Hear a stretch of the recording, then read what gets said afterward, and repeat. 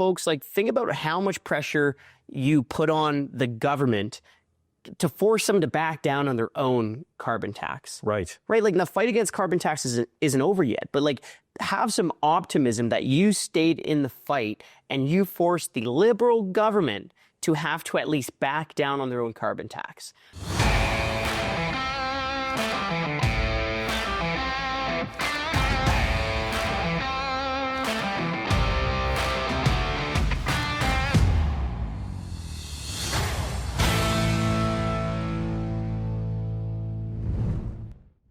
So, ladies and gentlemen, we are back in Ottawa after the election, and it wasn't the result that we all hoped it would be, but here we are, and now we have to move forward. So what we wanted to do is we wanted to hook up with our friends from the Canadian Taxpayer Federation and kind of discuss how they're feeling, what they think is in store for Canada in this upcoming government, and what we all need to do to continue marching forward and continue the fight for a better future for all of Canada. So let's take a look.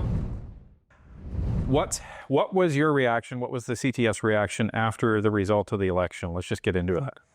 Yeah, I almost don't even know kind of where to go, right? Because it almost kind of depends on your initial point of reference, right? Like 4 months ago, 5 months ago, I think you ask anyone, and they would have been surprised if it wasn't a big Conservative majority government. But then if you were to ask somebody 4 weeks ago, and it looked like the Liberals were going to win a big majority government from the polls. So, I guess I was a little bit surprised in terms of the results. But, to me and the Canadian Taxpayers Federation, it almost is less important about the result, just because now we got to focus on the fight ahead. Right. And I think that's the big thing. Like, regardless of how you feel about the election results, the most important thing now is how to keep pushing the government in the right direction to fight for lower taxes, less waste, and more accountable government.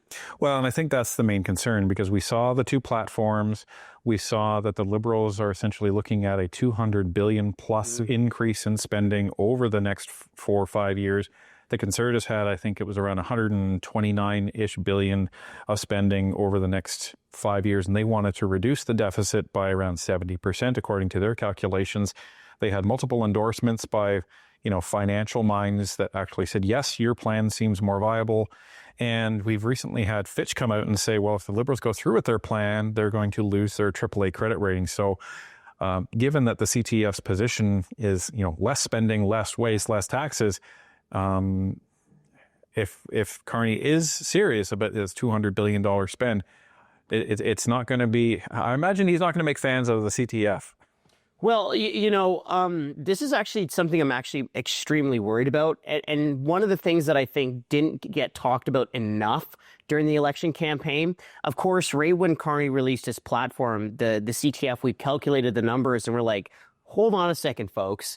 He's running as, the banker, the guy who's good with the numbers, but his math isn't mathing, right? Because he wanted to add $225 billion of debt, which was about $100 billion more than what even Trudeau was planning to run, right? So one of Trudeau's biggest problems was his lack of credibility on the numbers and on the economy, right? That was one of the things that brought him down. And that was one of the things that Carney supporters were really lauding him for. He was running on being the credible guy, right? But I mean, there was nothing credible about the platform that Carney put forward, where you want to add about $100 billion of more debt than Trudeau.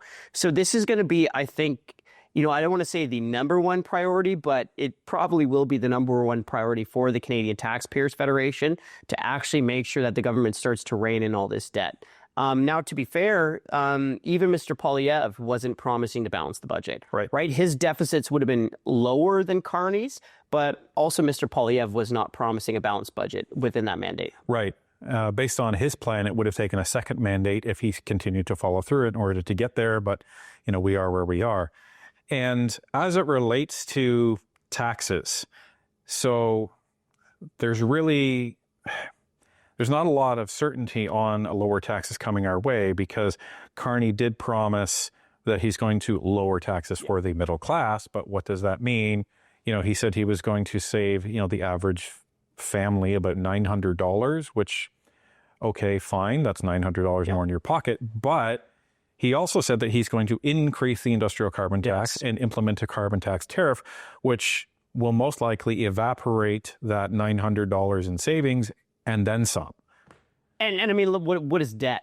Right? Debt is essentially a form of taxation, right? Because debt is either taxes today, taxes plus interest tomorrow, or you just have the federal government's Bank of Canada finance the deficits with the printing press, right? The inflation tax.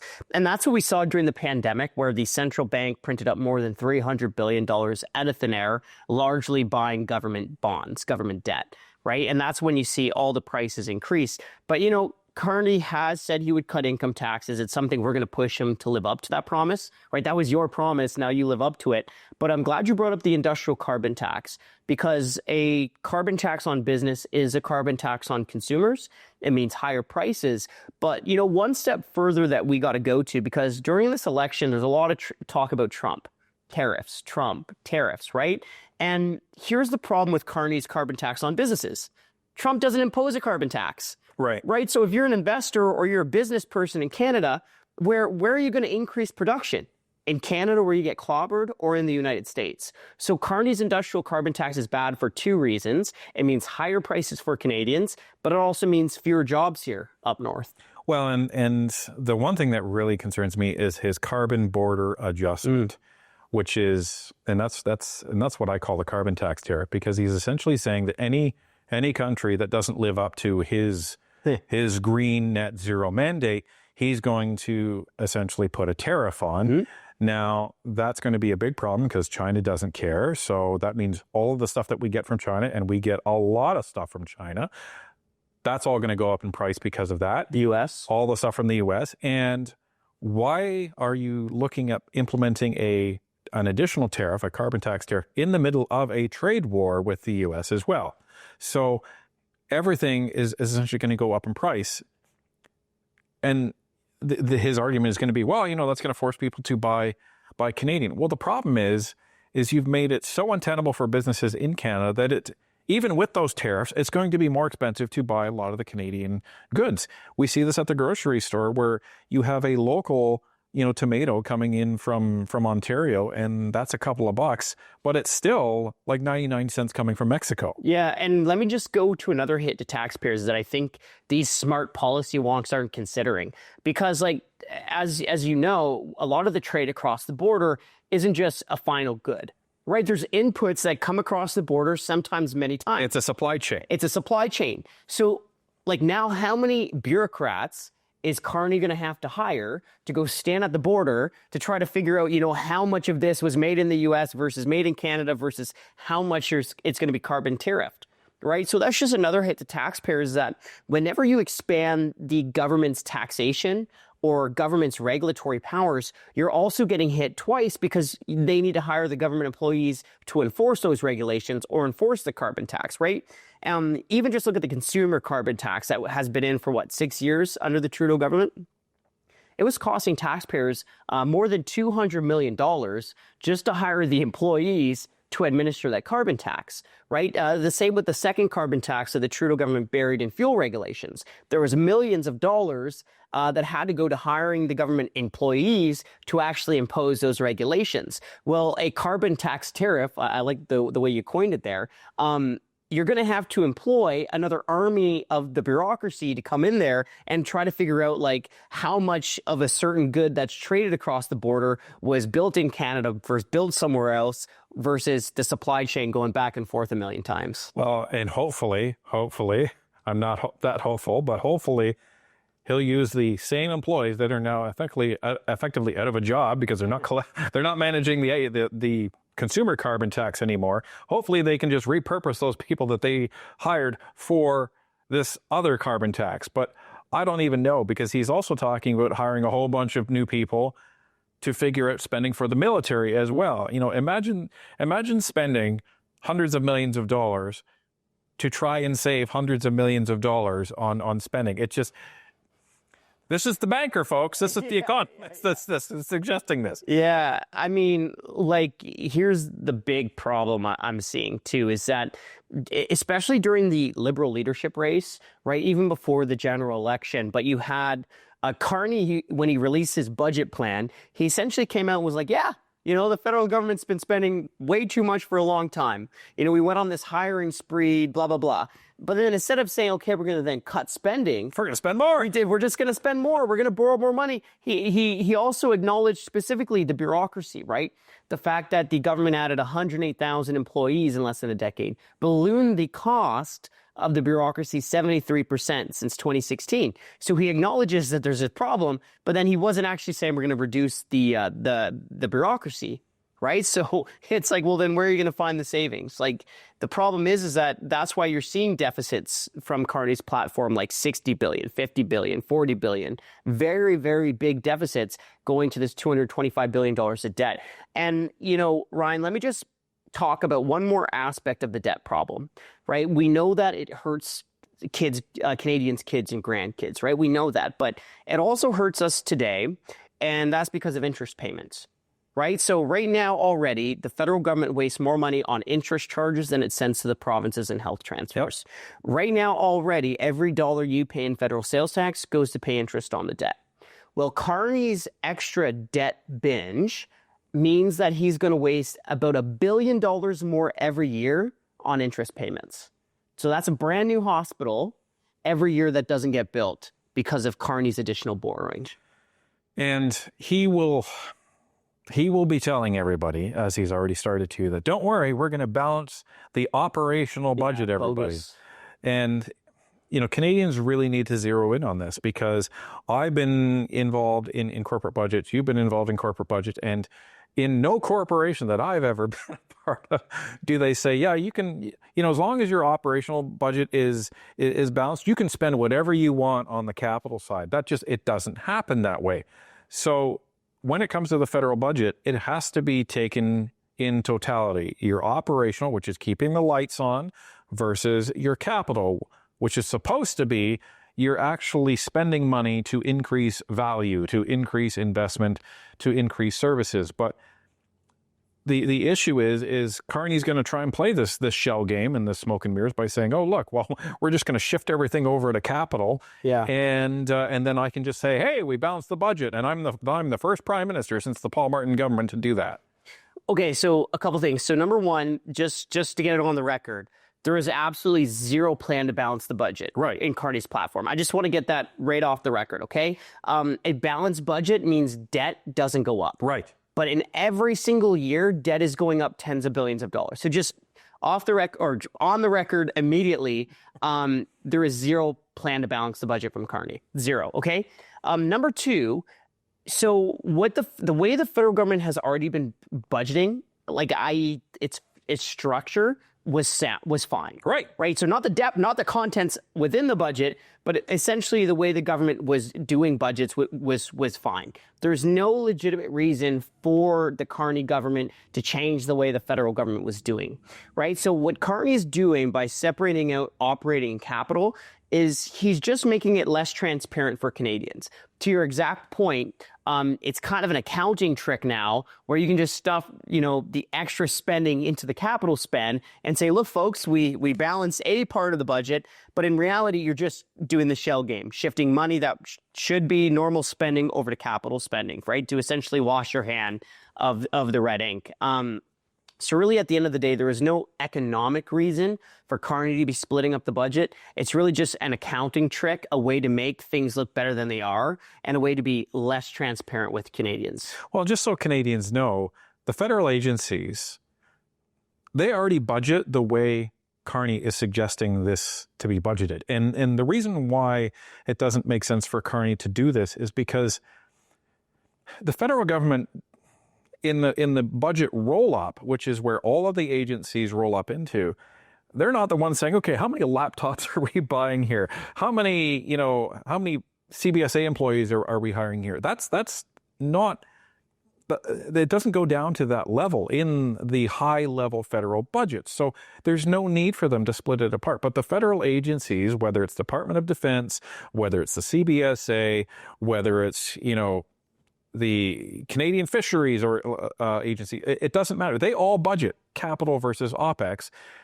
And the reason they do that is because that detail is needed at that level to justify the spend to their executive organizations, and then that's approved, and then that is then rolled up to the federal budget. So there is no reason other than to try to trick Canadians into thinking that I'm actually doing a great job and I'm being fiscally responsible. It is a literal shell game and a magic trick.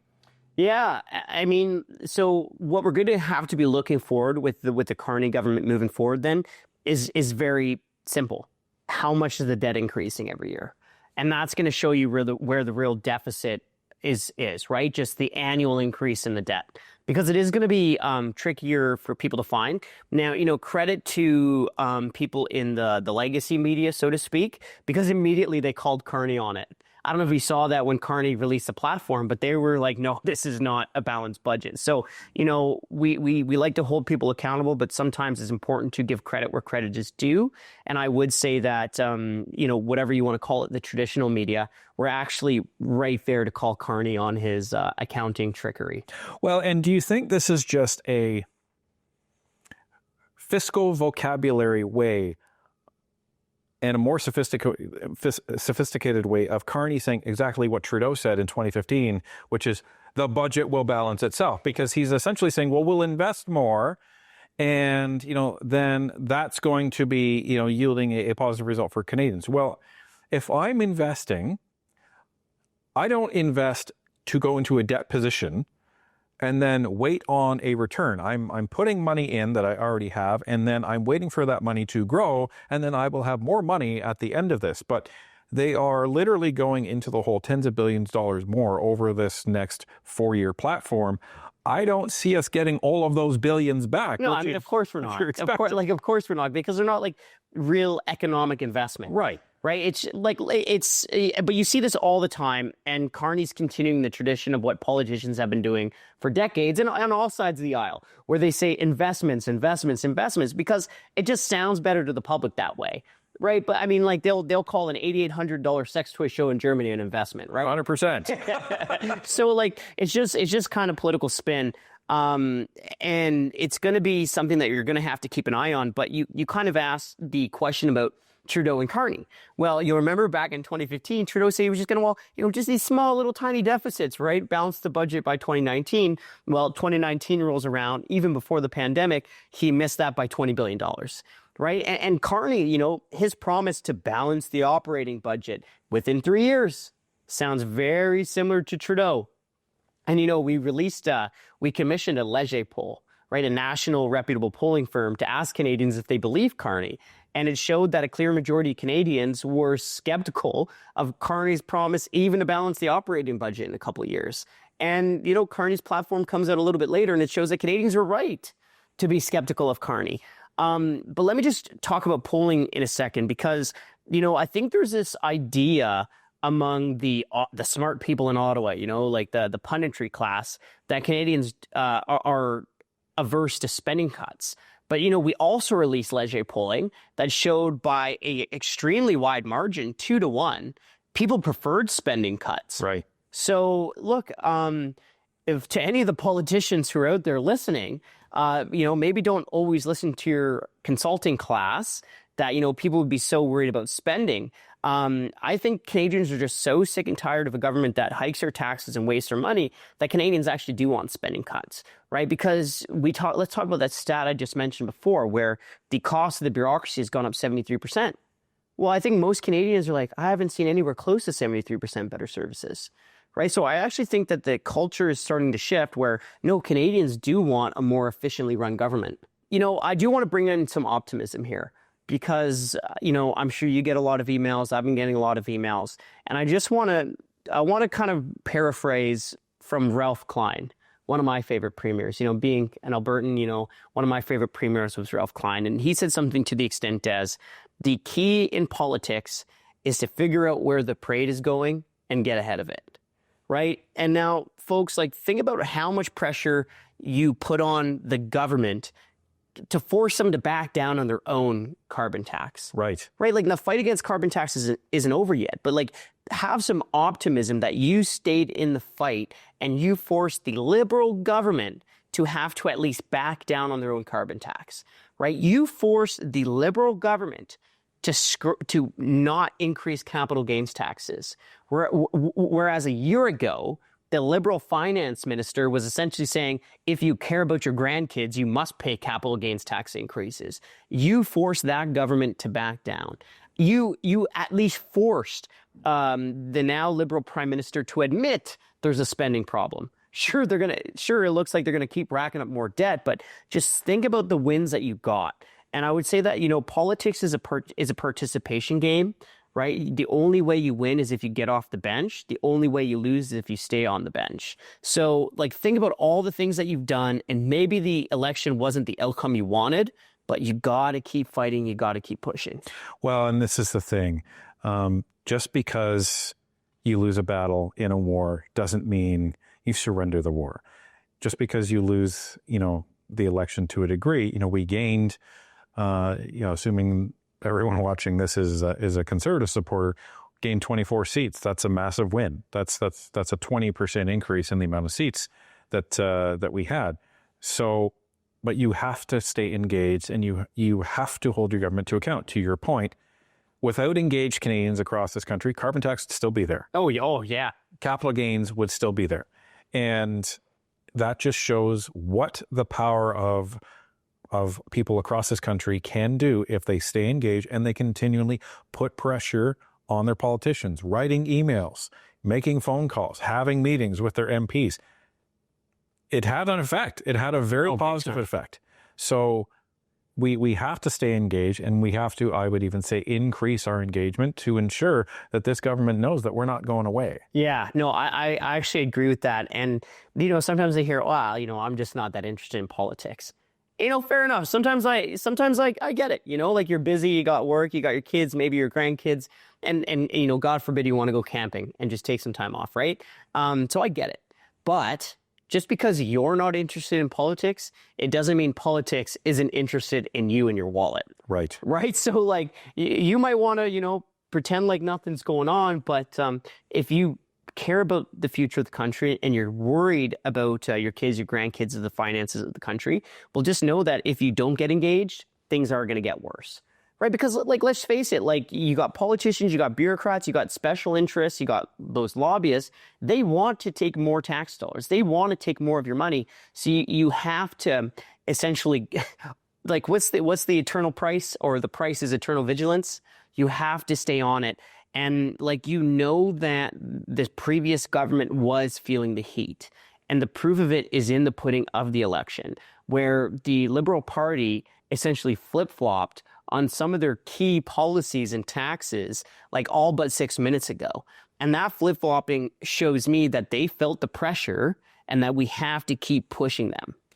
Well, and bad governments love apathy, right? Because that means there's nobody there to hold them to account, and they get to do whatever they want. So we need an engaged populace. We need to keep the pressure on. And, at that point, there is some good that you can force the government to do. We've seen that. But the fight lives on, and sure does. CTF and Northern Perspective will be there. So it'll be great to well, it won't be great. I don't love doing this, but what else would we do? Right? I'm happy to work on behalf of Canadians to hold this government to account, and I know you and the CTF are as well, and can't wait to get started in, well, we call it season 2 of Northern Perspective. So there you go. Anyway, great to have you here, Frank. That's always my pleasure. Thank you so much.